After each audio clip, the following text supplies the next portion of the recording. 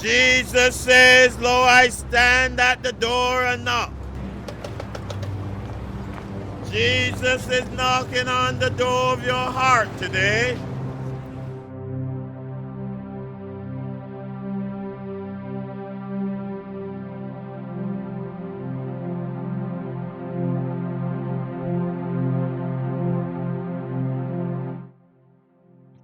Suppose a man does not seem to be so strongly inclined to lay out his whole strength and heart about earthly things.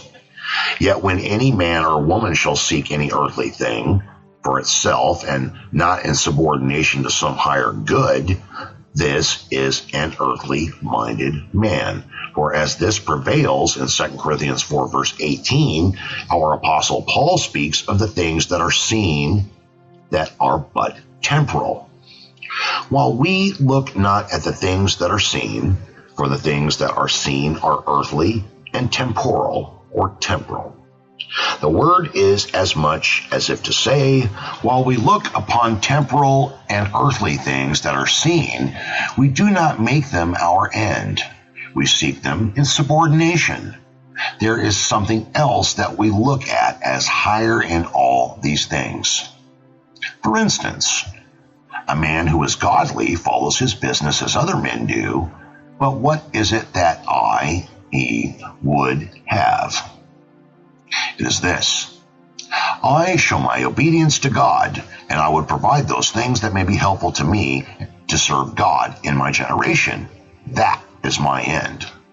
I can appeal to God in this, that even in following my business and all outward things, it is so that I might follow God in the use of means for the providing of such things as may enable me to serve him the more in my generation.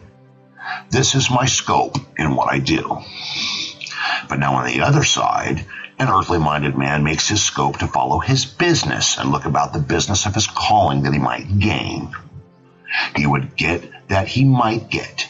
He would have more that he might have more, and that he and his children might be somebody in the world. It may be that he might have enough to have his will and lusts, and therefore he follows his business very intently, merely that he may get to satisfy the flesh.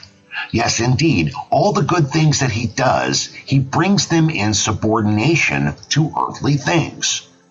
You may take it thusly: a spiritual man does not seek earthly things for himself, but an earthly man does.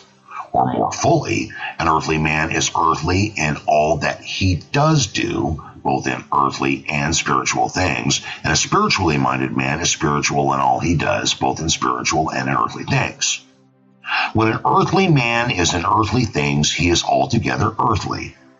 He does not look at obedience to God in what he does. A spiritual man says, I'll follow my calling because God has required it. But an earthly man thinks, I'll follow it because I see gain coming from it. This is earthly. Though the things are lawful, and it is your duty to follow your calling, but to follow it merely for gain, this is earthly. But because it is your duty and it is the place God has set you in, that is spirituality and earthly things. An earthly man is earthly in earthly things, and he is more earthly in spiritual things.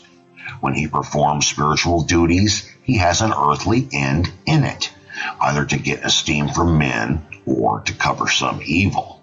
Perhaps merely for form or fashion he does it in an earthly way, and it may be at most that he does it merely for his own quiet, to satisfy his own conscience.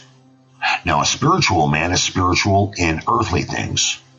One of a spiritual mind is more heavenly and spiritual when he is about his calling, though it be the lowest, like cutting hedges or digging ditches, pulling ropes or lines, or using his axe or hammer. He is more spiritual at these than is an earthly man when he is praying or hearing or receiving sacraments.